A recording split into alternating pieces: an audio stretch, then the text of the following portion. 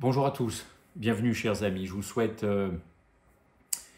déjà une bonne fin de journée, un bon week-end, un bon sabbat, une bonne santé. Voilà, que des bonnes choses en tout cas. Bienvenue donc à cette 11e étude sur le caractère des disciples.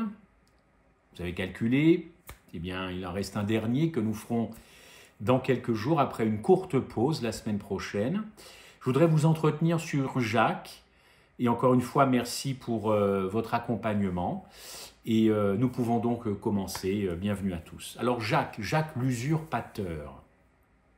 Il y a plusieurs Jacques dans la Bible, n'est-ce pas? Il y a Jacques le frère de Jean, celui que nous allons voir tout de suite. Et il y a Jacques le fils d'Alphée.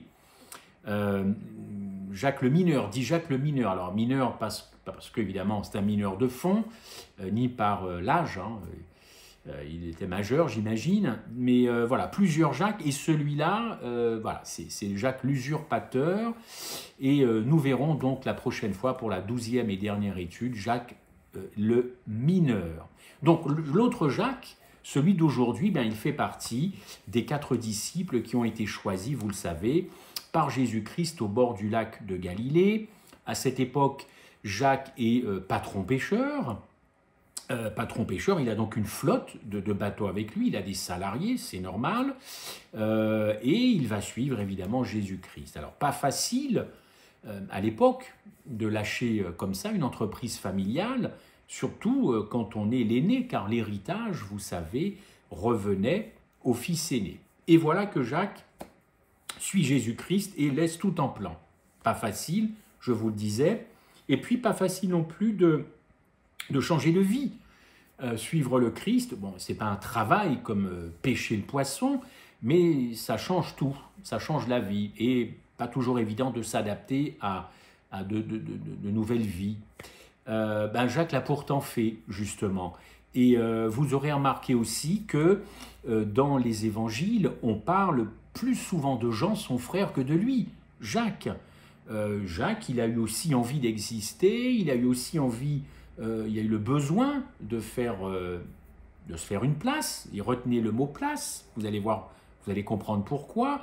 Ils veulent se faire sa place donc au sein du groupe. Finalement, Jacques fera partie donc des intimes de Jésus-Christ. Il a vécu des moments forts, vous le savez, la transfiguration, la résurrection de Jairus, la fille de Jairus, et ce fut un témoin vraiment de la puissance de Dieu. Si je fais une petite rétrospective très courte sur les différents traits de caractère des disciples, nous avons vu André ensemble, André l'effacé, rappelez-vous, eh bien lui ne cherchait pas à se faire une place. Il a laissé son frère Pierre prendre la place, être devant lui, passer devant. Pour André, trouver Jésus-Christ, c'était suffisant. C'était suffisant. Alors c'est vrai qu'il y a comme ça dans la vie des gens, et dans l'Église, eh bien des gens qui veulent attirer la lumière sur eux, se faire une bonne place, la meilleure place, on dirait aujourd'hui tirer la couverture sur eux. Et peut-être que vous avez eu l'occasion un jour de faire cette expérience, c'est de prendre par exemple la place de quelqu'un sur un banc d'église, place inoccupée, mais place habituellement occupée. Et si la personne qui l'occupe habituellement arrive au moment où vous prenez sa place, bon, il y a des échanges de regards du style, bon, c'est quand même ma place. Et en général, là où je me mets, ce sont mes habitudes. Bon, vous voyez, les places, ça compte, hein. Place physique, dans un lieu bien déterminé, et puis on va voir tout à l'heure, place en haut, plus haut, place céleste. Donc les places, ça compte. Alors Jacques, son nom, c'est une variante de celui de Jacob qui veut dire usurpateur. Je m'en suis quand même, je vous l'avoue, un peu inspiré. Jacob, usurpateur, celui qui trompe. Et au fait, qu'est-ce qu'un usurpateur? Alors c'est celui qui s'empare par des moyens injustes de l'autorité souveraine.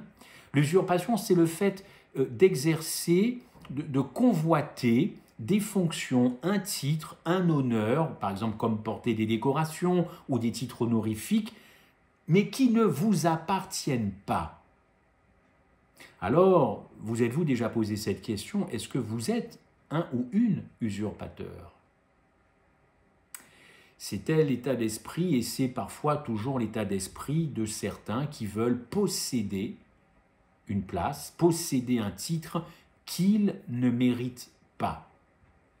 Alors, est-ce que l'étiquette est trop vite trouvée pour ce Jacques? Un jour, un ami m'a dit, dans toute cette série d'études, oui, mais parfois les qualificatifs sont un petit peu sévères, surtout quand l'intéressé, le disciple en question, n'a commis qu'une fois ou deux fois la faute ou la seule situation. C'est vrai, mais ce qualificatif, c'est pour vous donner à peu près une idée. Tous les qualificatifs, évidemment, sont contestables et contestés. Mais voilà, c'est juste pour vous donner une idée. Et donc, usurpateur, je vous prie d'étudier avec moi et vous verrez si eh bien, ça lui colle bien ou ça ne lui colle pas du tout. Usurpateur. Voyons le texte. Je vous invite, Marc 10, verset 35. Ouvrons nos Bibles. Hein, voilà, j'ai la mienne en tout cas. Marc 10, verset, pardonnez-moi, 35. Marc 10, je vais lire ça. 35. C'est parti à 45. Et s'étant assis, il appela les 12. Marc 10, excusez-moi. Oui, c'est bien ça. Si quelqu'un veut être le premier, il sera le dernier. Alors, ce n'est pas tout à fait cela. Marc 10, pourtant. Est-ce que j'y suis? Ah, Marc 10, excusez-moi.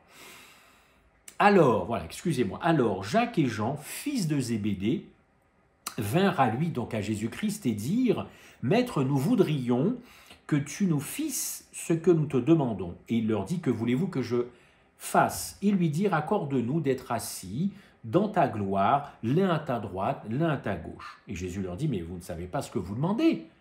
Pouvez-vous boire la coupe que je dois boire et être baptisé du baptême dont je dois être baptisé ?» Verset 39, ils lui dirent, « Nous le pouvons. » Et Jésus leur dit, « Il est vrai que vous boirez la coupe que je dois boire et que vous serez baptisé du baptême dont je dois être baptisé, mais quant à être assis à ma droite ou à ma gauche, ce n'est pas à moi de l'accorder, si ce n'est à ceux à qui cela est destiné. » Usurpateur, n'est-ce pas? Verset 41, ce que les 10 autres ayant entendu cela, ils commencèrent à s'indigner. Petite dispute entre Jacques et Jean, je vous laisse terminer les 3 autres versets. Étudions, chers amis, la demande des 2 frères. Alors, il y a du négatif et du positif. Pourquoi? Parce que Jacques croyait aux paroles de Jésus. C'est bien Pierre qui a déclaré « Tu as les paroles de la vie éternelle ». Il s'adressait à Jésus-Christ. Jean 6, verset 68. Donc, il n'est pas le seul, Pierre, à croire cela. Jacques aussi est fondé à croire cela. Combien, je vous pose cette question, dans ce monde, il y a des personnes qui pensent à Christ ou qui pensent s'asseoir à côté de Jésus? Plus tard, hypothèse de travail. Peu, très peu. Donc, en soi, la demande de Jacques semble animée de bonnes intentions. Certains chrétiens ne sont même pas sûrs de leur salut. Certains chrétiens doutent de leur salut. D'autres se posent des questions. D'autres veulent apporter aussi leur pierre à l'édifice, participer à leur salut. Pour Jacques, il n'y a rien de tout ça. Rien de tout ça. Il ne doute pas. Il veut être à côté de Jésus. Il a de l'ambition. Et son ambition concerne le royaume des cieux, tout à fait légitime, soit dit en passant. D'ailleurs, rappelez-vous ce texte de Paul, « Si donc vous êtes ressuscité avec Christ, cherchez les choses d'en haut, où Christ est assis à la droite de Dieu. » Attachez-vous aux choses d'en haut. Mais justement, c'est ce que Pierre est en train de faire. Il s'attache, oui, véritablement aux choses d'en haut, en demandant à Jésus une place. Paul poursuit, « Attachez-vous aux choses d'en haut et non à celles qui sont sur la terre. » Colossiens 3, 1. Donc, écoutez, Jacques est dans les clous, à première vue. Et Jésus de préciser en Matthieu 11, 12, ce sont les violents qui s'en emparent. Sous-entendu, du royaume des cieux. Alors voilà, écoutez, moi si j'étais Jacques, ma demande est légitime. Elle est tout à fait légitime. Je crois en celui que je suis, je crois en ses paroles, il est la vie éternelle, donc je peux lui demander. Donc Jacques, il a une forte ambition pour ce royaume des cieux. Mais son ambition, chers amis, comporte un élément qui n'est pas un principe du ciel. Et non, le ciel ne se gagne pas. Le ciel a été donné par Jésus-Christ de haute lutte. Et l'ambition de Jacques est une volonté de sa part, basée sur la chair et non sur l'esprit. Je m'en vais vous préparer une place, et je reviens prendre auprès de moi pour que là où moi je suis, vous y soyez aussi. Vous connaissez bien ce verset, Jean 14, verset 3. Chers amis, à sa droite ou à sa gauche, ce verset ne le dit pas. Ce verset, c'est avant tout une promesse. Et je ne suis pas dans l'interprétation. Je prends le texte brut. C'est une promesse. Je m'en vais vous préparer une place et je reviens. N'est-ce pas? Donc Jacques n'a pas à s'inquiéter. Jacques n'a pas à s'y inquiéter. Ce désir d'être assis à côté de quelqu'un qu'on aime, ben vous avouerez que c'est plutôt quelque chose de naturel, plutôt quelque chose de normal. Mes chers amis, cette demande, Jacques n'est pas le seul à la formuler. Son frère Jean la formule aussi. Et selon Matthieu, c'est même leur maman Salomé qui exprime cette demande, voilà, à Christ. S'ils sont trois dans cette histoire, comme le pense Matthieu, Jésus ne se trompe pas, il n'est pas dupe, il va répondre aux deux disciples. D'ailleurs, le texte, je vous l'ai lu tout à l'heure, les autres disciples vont entendre cela, ils vont être indignés, et ce sera le début d'une dispute entre eux. Chers amis, ce qui fait que cette demande est une demande malvenue, c'est le contexte, une demande égoïste, égocentrique, purement personnelle, c'est aussi et surtout le contexte. Regardez bien cette demande en Marc 10, à partir du verset 33. Regardez bien cette demande, je vous laisse lire ce texte chez vous. C'est une demande égoïste et prétentieuse. Jacques et Jean n'ont pas de compassion pour Jésus-Christ. Ça ne les intéresse pas, la situation à ce moment de Jésus-Christ. Jugez par vous-même, je lis le texte. Voici, nous montons à Jérusalem, et le Fils de l'homme, c'est Jésus, sera livré aux principaux sacrificateurs et aux scribes. Ils le condamneront à mort, ils le livreront aux païens, qui se moqueront de lui, cracheront sur lui, le battront de verge, le feront mourir, et 3 jours après, il ressuscitera. C'est le programme du Christ dans les prochaines heures, les prochains jours. C'est très court. C'est du court terme ce qu'il est en train de dire à ses disciples. Jacques et Jean imaginent déjà Jésus dans sa gloire. Et c'est là que c'est embêtant, c'est là que ça me touche et que ça m'embête. C'est-à-dire que Jacques ne prend pas conscience, Jacques et Jean, ils ne prennent pas conscience de ce que le Christ va vivre. Ils pensent déjà à l'après. Vous savez, il y a des gens qui déjà se projettent sur l'après-Covid. Là, ce n'est pas le Covid. Là, c'est après tout ce que tu viens de nous dire, c'est ce qui nous intéresse. Ce n'est pas ce que tu vas vivre qui nous intéresse. C'est après ce que tu vas vivre. Mais c'est proprement une horreur.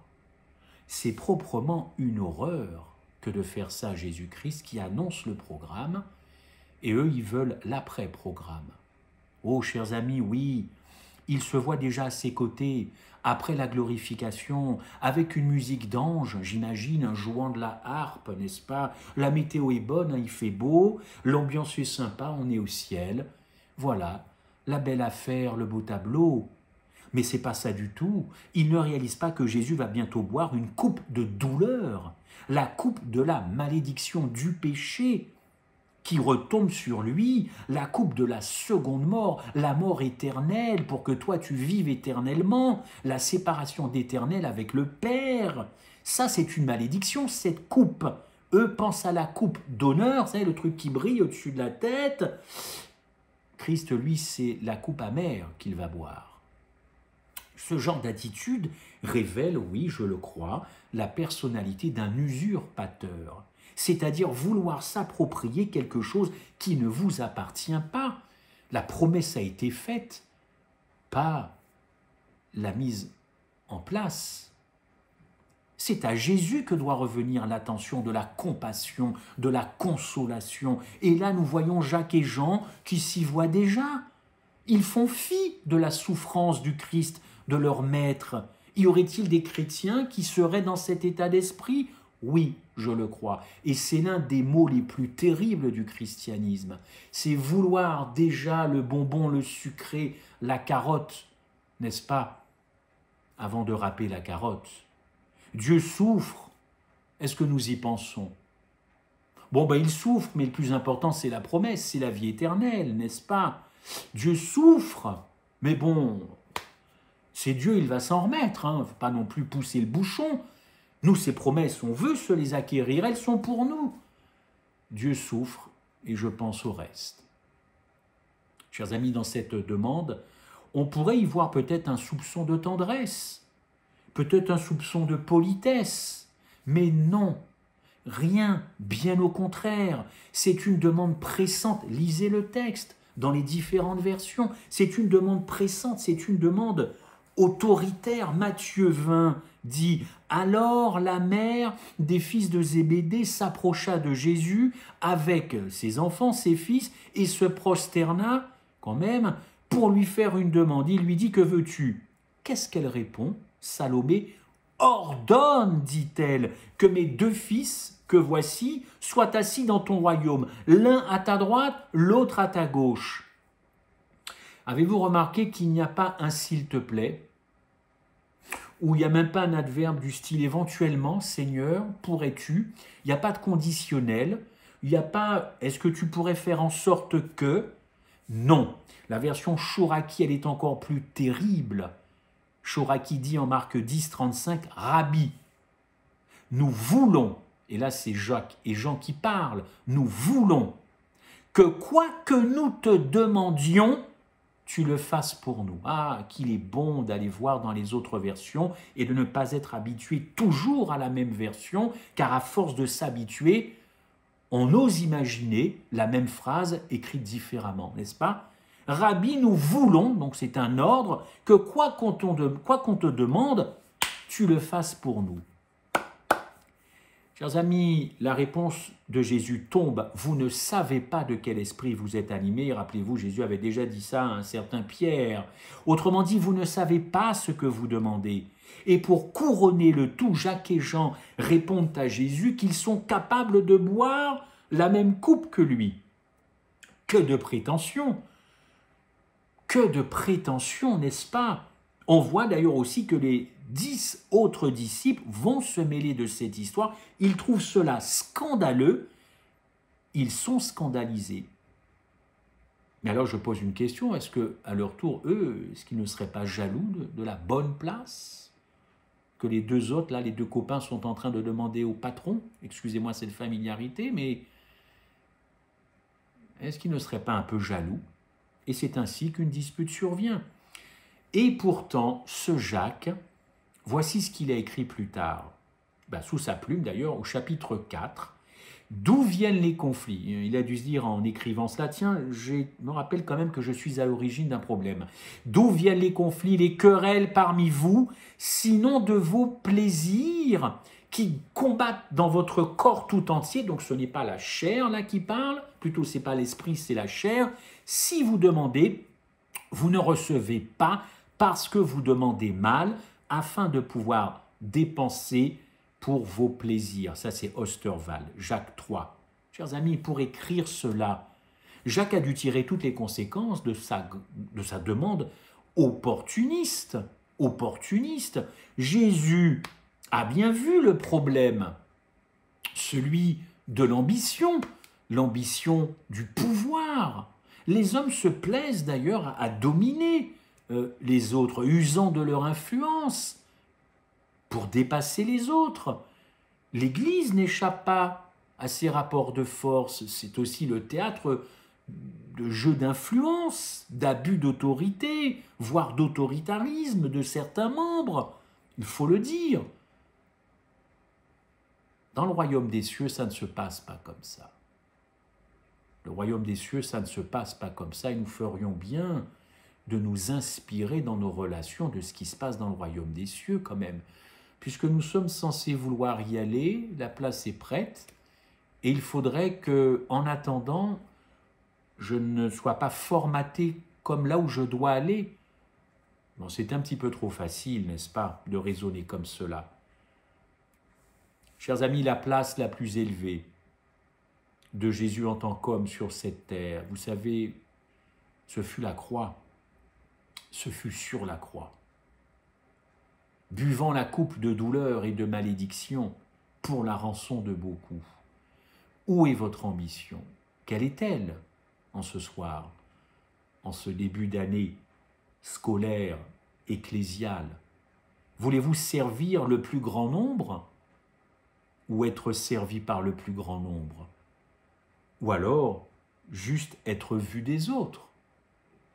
C'est une belle aspiration à vouloir servir les autres. Et d'ailleurs, celles et ceux qui sont engagés dans des responsabilités, quelles qu'elles soient d'ailleurs, pas forcément qu'à l'Église, doivent remplir des conditions, car au fond, tous ne sont pas appelés à prendre des responsabilités, ou en tout cas les mêmes. Des responsabilités de direction, de management, de décision. Jacques et Jean, ils ont essayé de se faire pistonner, n'est-ce pas, par Jésus pour obtenir une place d'honneur. Peut-être pas de pouvoir, je n'en sais rien, mais enfin, honneur et pouvoir. Certes, ces deux disciples, on est d'accord, ils n'ont pas menti, ils n'ont pas tué, ce ne sont pas des assassins, ils n'ont pas calomnié leurs camarades, ils ne les ont pas dénigrés, dénoncés pour obtenir un poste, mais ils ont voulu amadouer Jésus-Christ par le moyen de leur mère. Mais ce désir humain, suffit à Jésus pour mettre en garde les disciples contre de telles aspirations, de telles motivations et les moyens injustes pour y arriver. Au fond, le christianisme, c'est quoi pour nous? La croix, c'est quoi pour nous?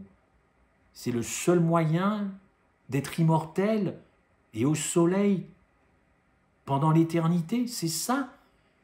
Donc c'est le ciel avant le Dieu du ciel finalement.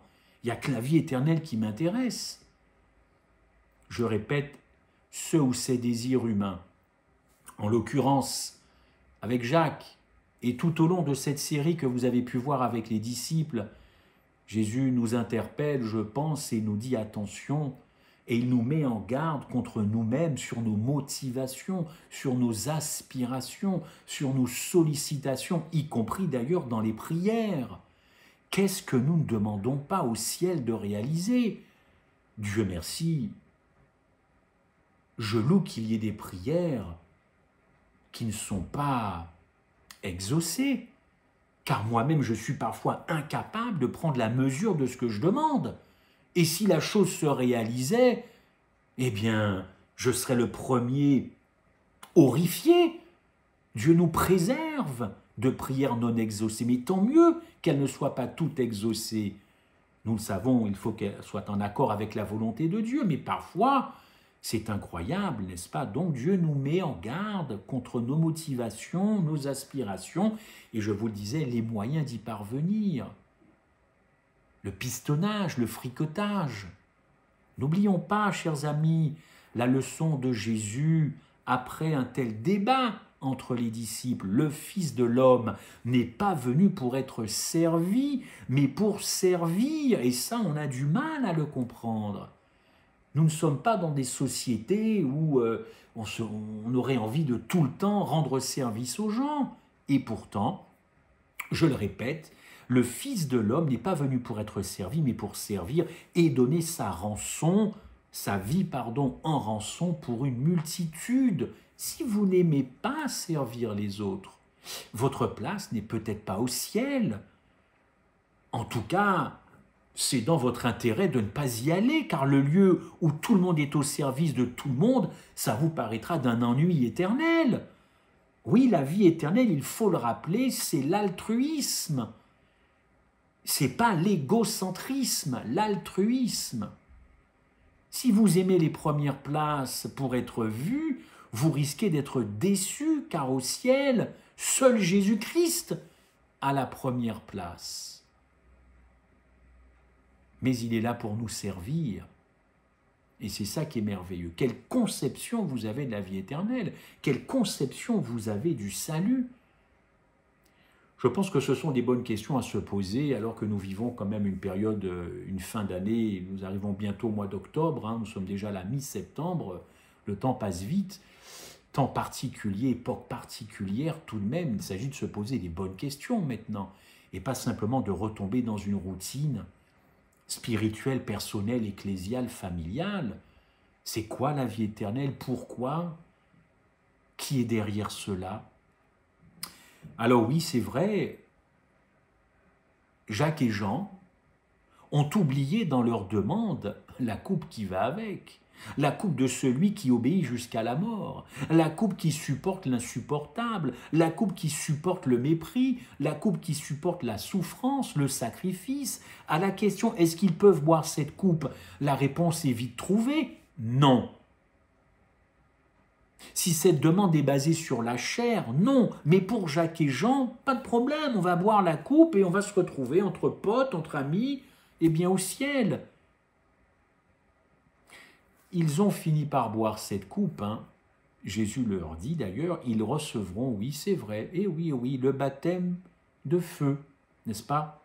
Pour certains, ce n'est pas une punition ce baptême de feu. Certains sont devenus des martyrs, mais pour ce qui est de s'asseoir à la droite ou à la gauche du Christ, pour la distribution des places, c'est à Dieu de voir cela.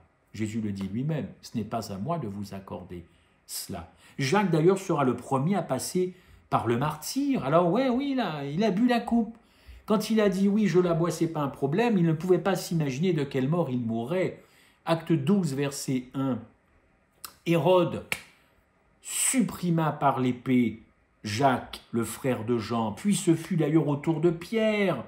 Jean aussi a connu la tribulation, il fut exilé sur l'île de Patmos. Alors oui, Jacques, martyr, d'ailleurs, premier martyr, il me semble, premier martyr chrétien.